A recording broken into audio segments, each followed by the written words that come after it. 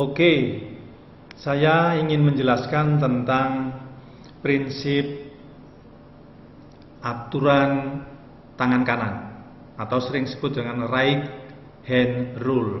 Ya. Ini prinsip yang sangat terkenal mulai dari SMA, SMP, SMA sampai perguruan tinggi dipelajari. Ya. Nah, sebelumnya saya sudah menjelaskan tentang gaya magnetik yang dialami oleh muatan yang bergerak ketika dia memasuki medan magnetik B. Ya. Ungkapan ekspresinya vektor seperti ini. Memang ada dua cara penulisan. Kalau vektor sebelumnya ditulis dengan huruf, lalu di atasnya ada anak panah, ini vektor. Tapi di buku-buku yang lebih maju, lebih modern, penulisannya cukup dengan cetak tebal, ya, font yang dicetak tebal. Jadi boleh ditulis dengan F bar begini, di atasnya ada bar, boleh ditulis dengan F tapi dicetak tebal, ya, dicetak bold.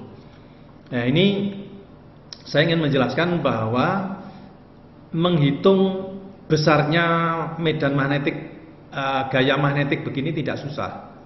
Menentukan arahnya juga sangat tidak susah. Ya, saya ingin jelaskan pernyataan saya tadi, ya. Menghitung besarnya gaya magnetik, just simply, ya, simply Anda hitung besarnya muatan, besarnya kecepatan, Anda kalikan besarnya medan, Anda kalikan sin theta. Theta ini adalah sudut yang dibentuk oleh V dan B. Berapa sudutnya? Ya, kalau sudutnya 30, ya ini setengah. Ya, gampang kan? Gampang. Jadi menghitungnya begitu gampang. Ya. Nah, menentukan arahnya memang sedikit berpikir, ya, terutama tentang konsep atau berpikir tentang ruang, ya, ruang. Ingat bahwa ini 3 dimensi, ya, 3 dimensi. Nah, gaya magnetik, arah dari gaya magnetik itu selalu tegak lurus bidang yang dibentuk oleh V dan B, ya, seperti ini. Kalau bidangnya ini datar, V dan B ini membentuk bidang datar semacam ini, maka hanya ada 2 kemungkinan arah gaya magnetiknya itu, ke atas, ya, atau ke bawah. Hanya itu kemungkinannya, hanya 2 itu. Ya. Kalau bidangnya itu bidang vertikal kayak jam ini jam, ini angka 12, ini angka 3, ya. Kemungkinannya hanya ada 2, satu ini vektornya mengarah ke Anda seperti anak panah yang kelihatan titiknya, atau arahnya adalah menjauh dari Anda, menembus layar, ya. Hanya itu kemungkinannya. Nah, oke, sekarang kita bermain dulu dengan bidang vertikal. Anggap saja ini adalah jam. Ini angka 12, angka 3, ya. Lalu di sini angka 9, di sini 6. Ya. Kalau arah V-nya itu seperti ini, kemudian arah B-nya seperti ini, ya. Ini adalah tetanya, maka cross V cross B itu, ya, cross produk dari V dan B itu adalah mengikuti memutar dari V ke B. Nah, seperti arah ini, ya, arah ini. Ini disebut dengan, ini kalau Anda teruskan ke sana, ya, seperti ini. Ini arahnya berlawanan dengan arah jarum jam, atau sering disebut dengan counterclockwise, ya, counterclockwise.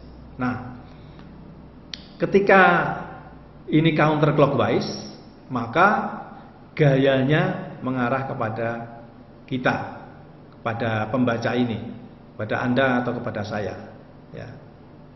Nah, kalau Anda belum puas dengan penjelasan ini, coba bidang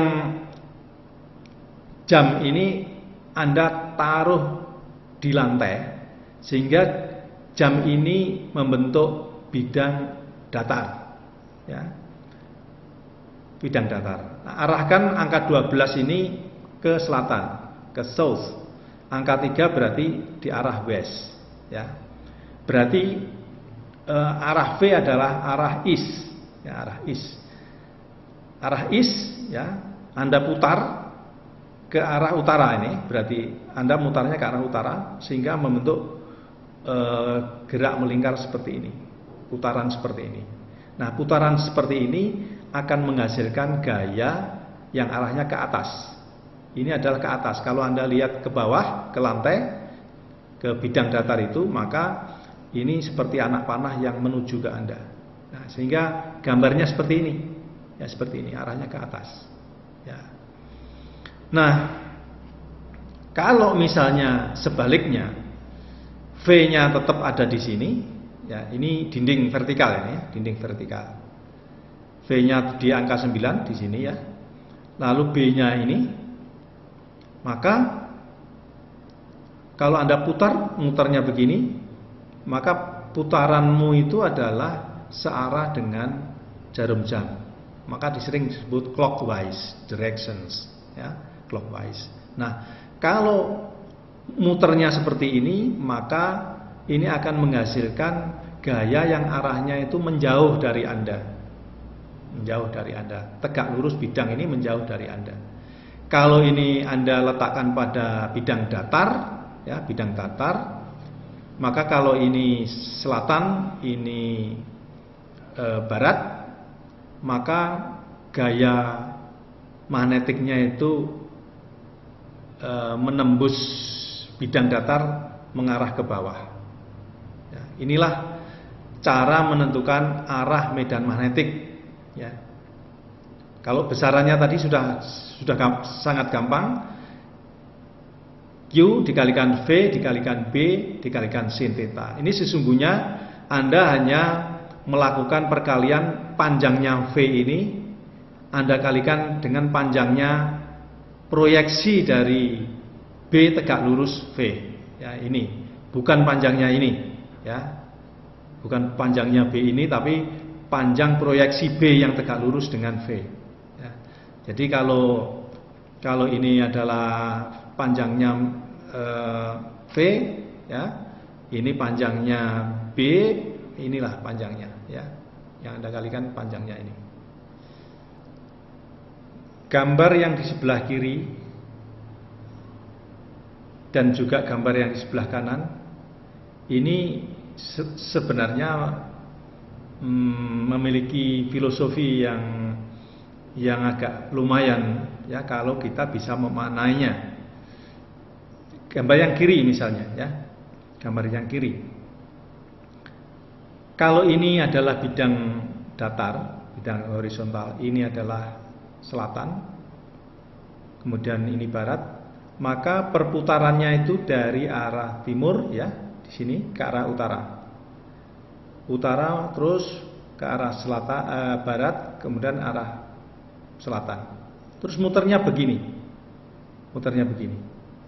Hasilnya apa? Hasilnya adalah medan magnetik yang arahnya adalah ke atas. Ini seperti tiang listrik, ya, seperti tiang listrik. Nah, coba Anda perhatikan gerakan dari tawaf, ya, ibadah tawaf. Ini gerakannya seperti ini. Gerakannya seperti ini. Muternya begini. Ya.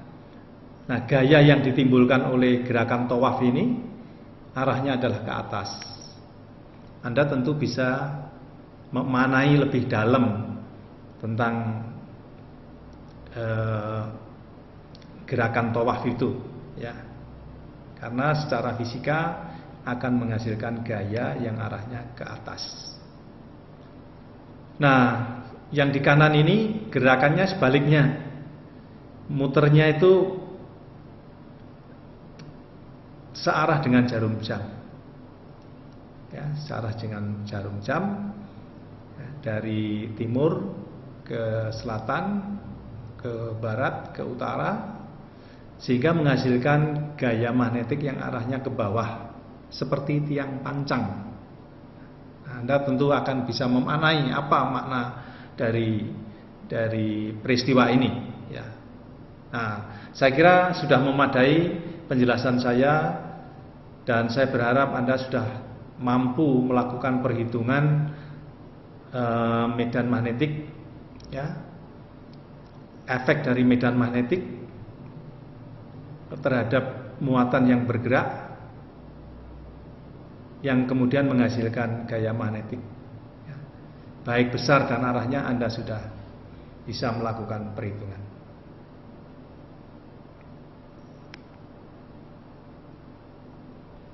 Oke, sekarang kita gabung ini.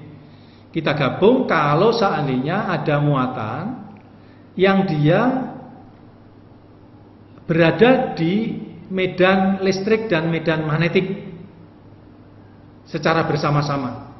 Maka muatan Q itu akan mengalami gaya listrik sebesar Q kali E, dan dia juga akan kena gaya magnetik sebesar Q dikalikan V dikalikan B. Nah, kalau ini digabung bersama-sama, maka gaya Lorentz-nya itu, gaya listrik dan magnetik secara bersama-sama, maka dia akan menjadi Q dikalikan E plus V dikalikan B. Ya, ini adalah gaya Lorentz. Nah, Anda sudah berhasil memahami efek dari medan magnetik terhadap partikel-partikel muatan yang bergerak. Ya, dia mempunyai efek membelokkan arah gerak muatan itu. Ya, baik. Nah, sekarang sebagai pekerjaan rumah, ya. Ini cobalah Anda tebak-tebak, ya, analisis. Ini ada medan magnetik yang arahnya menjauh dari Anda, ya. Ini tanda ekor-ekor anak panah ini. Ini artinya dari layar menjauh dari Anda. Tegak lurus layar, ya. Tegak lurus layar menjauh dari Anda. Sementara di ruangan ini juga ada medan listrik yang arahnya vertikal ke bawah, dari positif ke negatif, dari positif ke bawah, dari vertikal ke bawah. Maka muatan yang bergerak ini akan mengalami gaya listrik dan gaya magnetik. Nah, sekarang pertanyaannya, kalau dia ini bergerak kecepatan begini,